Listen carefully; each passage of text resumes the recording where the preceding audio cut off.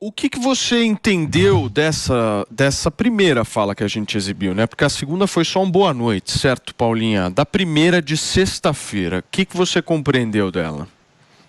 Eu compreendi o que o Bolsonaro falou, ele foi muito claro, inclusive foi claro até demais, né? Ele falou o seguinte: olha só, pessoal, não acreditem em boatos que vocês estão vendo nas redes sociais, só vão através das informações oficiais que a gente pode transmitir, pouca coisa está sendo transmitida até então, não desistam, a gente teve um processo que foi completamente ilegal, vocês estão sendo tratados como terroristas e não estão sendo tratados como cidadãos, tudo vai ser feito do que pode ser feito para qualquer possibilidade de reversão dentro do nosso sistema constitucional.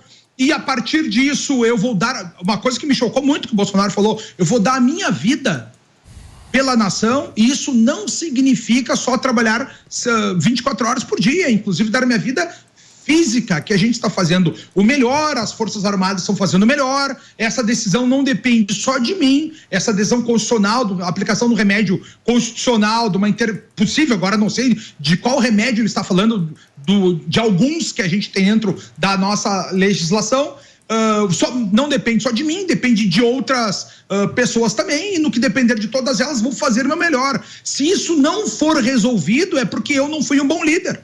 É porque eu perdi a minha liderança. Isso foi o que ele falou de maneira muito clara. Me chama muita atenção a transparência com que ele disse tudo isso. E como eu falei para vocês ainda, na sexta-feira, o Lula foi um craque. Chegar de manhã e fazer a sua aposta no Múcio, dizendo: olha, militares, tô dando para vocês o ministro que vocês querem, vou dar aumento de soldo, vou melhorar a infraestrutura de vocês, para já apaziguar os ânimos. Aí à tarde vem o Bolsonaro e dá uma cartada por cima dessas. A gente está vivendo um momento do Brasil que é muito estranho, porque nós estamos vendo dois caminhos ao mesmo tempo. A gente está vendo, de um lado, uma transição, né? Brasília já foi tomada pelo PT, as tretas estão acontecendo, a PEC...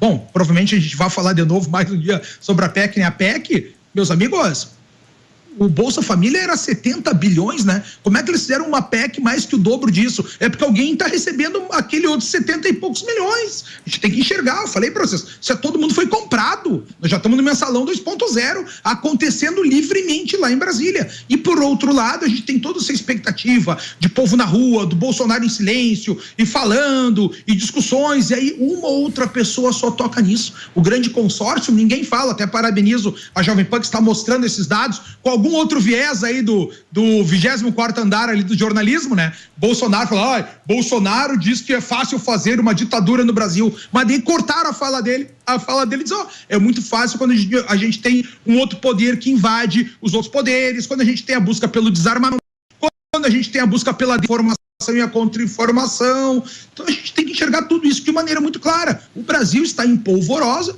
e sexta-feira para mim foi um dia muito emblemático. A seleção brasileira ter perdido para a Croácia lá me parece até um assunto secundário, que até para antecipar isso aqui, eu não sei qual é a muita surpresa das pessoas, meus amigos. A Croácia foi finalista na última Copa.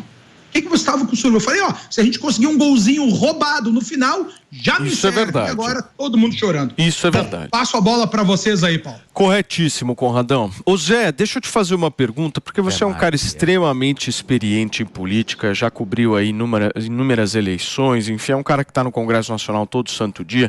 E se tem uma coisa que eu pelo menos acho de política, é que tudo em política tem um certo simbolismo. Tudo em política acontece por trás daquele palco que a gente vê. O que eu quero te perguntar, Zé, é um raciocínio bem objetivo. O Bolsonaro estava há 40 dias em silêncio. Aí, de repente, ele resolve sair lá e conversar com esses apoiadores. Mas esses apoiadores estão lá já desde o último segundo turno, desde o dia 30 de outubro. Ou seja, o que aconteceu para o Bolsonaro chegar e falar: hoje eu vou sair lá e vou conversar com eles? Um alerta, né? Muito bom dia, Paulo, bom dia a todos, bom dia, Tomé. Olha, o Conrado tem razão, parecem mundos diferentes, mas você falou aí uma coisa perfeita, o simbolismo da política, que eu costumo chamar de o espírito do tempo. Os alemães gostam muito de falar sobre esse espírito do tempo, que é uma espécie de corrente que leva a todos. Eu falei muito disso no impeachment de Dilma, no início, quando se falava, foi pedalada, não foi, eu falei, gente, Não dá para discutir essa história do impeachment de Dilma de pedalada ou não pedalada. O povo quer o impeachment e ela vai ser impeachmentada, seja lá com que argumento. É o chamado espírito do tempo que você dá aí como esse simbolismo, esse ritual. E todo ritual e todo o espírito do tempo aqui é de posse de Lula no dia 1º de janeiro.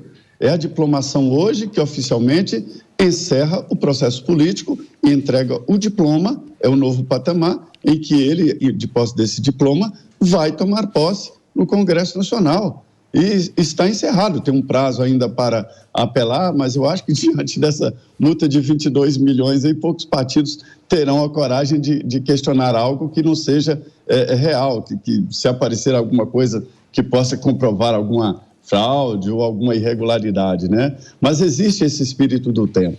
E do outro lado, esses manifestantes. Olha, Paulo, os manifestantes ficam em frente ao QG, quartel-general. Esse local aí é o Palácio da Alvorada, a residência oficial. Não se chega ao Palácio da Alvorada, nesse lugar aí, sem a autorização do presidente Jair Bolsonaro e do Palácio, né? E aí ele viu que os manifestantes estavam tomando chuva, sol lá no QG e isolados no setor militar urbano, né? E aí deram para ele a ideia, olha, essas pessoas estão nas ruas há mais de 30 dias, 40 dias e precisam de uma palavra, ou de uma coisa ou de outra. Mas o silêncio dele nesse momento é realmente importante, porque se acontecer algo, ele está preservado, né? Ninguém sabe o que vai acontecer, né? Aparecer algo extremo e tal para mudar o caminho desse espírito do tempo, não há nada no horizonte, mas ele está se mantendo em silêncio exatamente para se preservar. Então, os manifestantes foram para o Alvorada e com autorização do Palácio. E muita gente diz aqui, os que analisam aí a política e o mundo jurídico, é que foi um ato do presidente Jair Bolsonaro que pode ter colocado ali o que eles chamam de digital deles nesse movimento, incentivando o movimento. Então, esta é a novidade, que o presidente Bolsonaro quebrou o silêncio, falou, mas não disse realmente o que eles queriam escutar, né? Ele falou, olha, se preservem, não tenho nada a dizer. Todo o discurso dele foi no sentido de dizer, eu não tenho resposta, eu não tenho nada a dizer. E é verdade. Então, nós estamos cobrando do presidente uma resposta que ele não tem. Coisa. Muito bem. Cadê o Conradão? Meu amigo, coloca o Conrado aí na tela, por favor, Fernandinha. Porque eu fiquei olhando pro Conrado. O Conrado não me pareceu muito satisfeito, hein? E eu bato o olho nele, eu já sei quando ele não tá satisfeito. Conradão, aqui é o seguinte, quando você não tá satisfeito, eu paro tudo pra você falar, irmãozinho. Muito obrigado, cara. Tu é muito gentil, Paulo. É muita generosidade tua, meu amigo. Cara, olha só, o discurso do Zé Maria ali, né, que ele fala do Zeitgeist, do espírito do tempo, a gente tá vendo ao contrário, a gente tá vendo todas as pessoas brigando nas redes sociais, brigando nas ruas, há 40 dias nas ruas, a gente nunca viu isso no Brasil, pessoas há 40 dias nas ruas, e aí a lógica dele é diferente, não está acontecendo nada, Bolsonaro diz que ele vai agir, não depende só dele, as Forças Armadas estão preparadas, e vocês vêm dizer que ele não fez nada. E aí, você quer uma feijoada, mas tu acha que alguém vai entregar todo um jogo, se tá na visão de realizar alguma coisa, vai entregar tudo? Assim, cara, a primeira característica de um bom combatente é tu não perder o efeito surpresa. Eu acho que o Bolsonaro até falou demais. Outras coisas que não faz sentido do que o Zé Maria diz. O Zé Maria diz, não é tempestiva essa discussão. Cara, as eleições foram agora. Agora que a gente viu que teve alguns questionamentos que a nossa Suprema Corte não está fazendo. Aí o Zé Maria diz, eu não sei qual é o partido que vai ter coragem de fazer alguma coisa depois dessas multas milionárias. Tá mais uma infração aos outros poderes. É isso que as pessoas têm que enxergar. Meus amigos, olha só, a gente tem aqui um desequilíbrio dos poderes, uma desarmonia. O poder judiciário, no momento que impõe essas multas gigantescas, sem nexo, sem cabimento, no momento que pega uma competência relativa, como falou o Tomé ali acerca do foro de ser julgado lá no final do processo e traz ela sendo uma competência traz ela sendo uma incompetência absoluta, isso é completamente ilegal. E aí, no momento que a gente tem um poder abusador, que é o poder judiciário, abusando do poder legislativo, abusando do poder executivo, vocês querem que esse recurso de quem é abusado pelo poder judiciário seja feito no próprio judiciário? Não é isso que a Constituição diz. A Constituição diz lá no seu artigo 103 o seguinte, Se o poder legislativo estiver sendo abusado de alguma forma, ele tem que pedir, dar encaminhamento a esse abuso ao poder competente. Ele não fala de poder judiciário, ele fala de poder judiciário ou, obviamente, o outro poder que é o executivo. E a gente tem essas respostas dentro da Constituição. O que a gente está vendo aqui, eu falo para vocês, eu estou vendo dois caminhos junto acontecendo, mas a gente não pode dizer, esse aqui é o absoluto e não está acontecendo nada. Os militares já falaram que a análise que eles fizeram lá em agosto das urnas eletrônicas não mostra confiabilidade. E outra coisa que a gente tem que falar para a população, meus amigos, os militares e os próprios partidos só analisaram as urnas eletrônicas. Não foi analisado o processo de transmissão de voto, zero. Ninguém teve acesso a isso pelo TSE. E a gente não teve acesso ao sistema do TSE.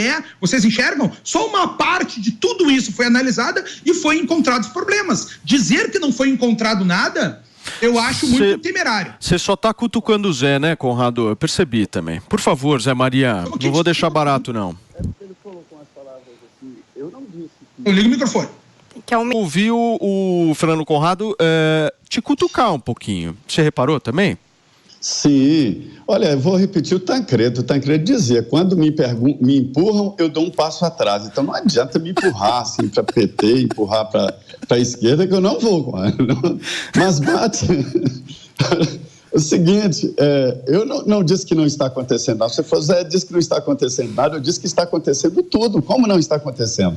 Tem uma transição que será concluída amanhã. Já temos 5 ministros indicados, inclusive ministros importantes da Justiça, Fazenda,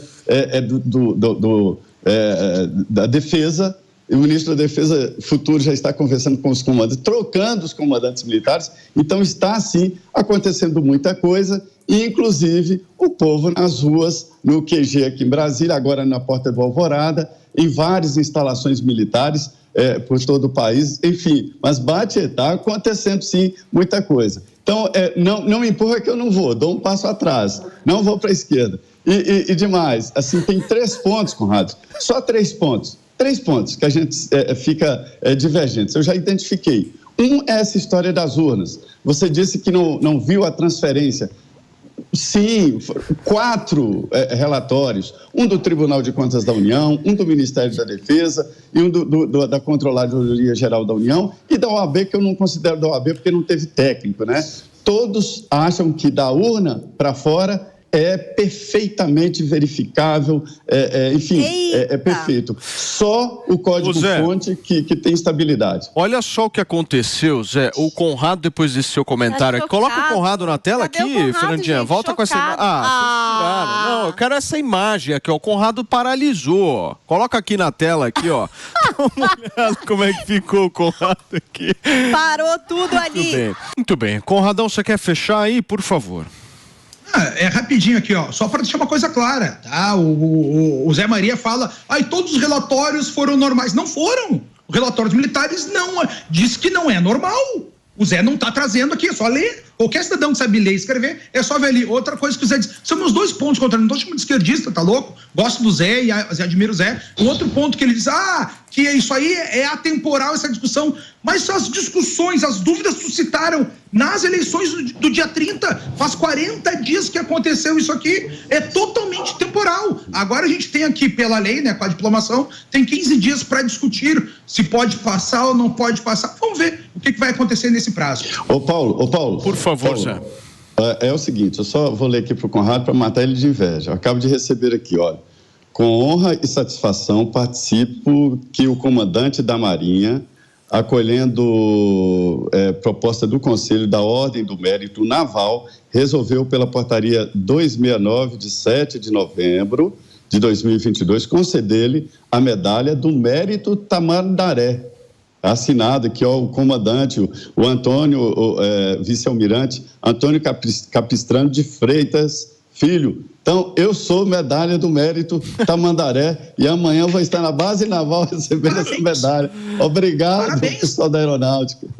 Parabéns. Do Tamandaré prêmio Marinha. na cara do Conrado. Porra, pegou o Tamandaré e esfregou na cara. Medalha Tamandaré é uma honraria que eu fico emocionado. Nem sei como não é legitimidade. Não é uma legitimidade do conhecimento receber um prêmio. É só ler o papel. Se o cara lê o papel e discorda do que o papel está escrito, minha mãe me ensinou quando eu era criança, Fernando, tu que tem que ler o papel, não é o papel que tem que te ler. Só pelo fato dos militares não ter mandado prender todo mundo, não quer dizer que eles concordam. Está escrito.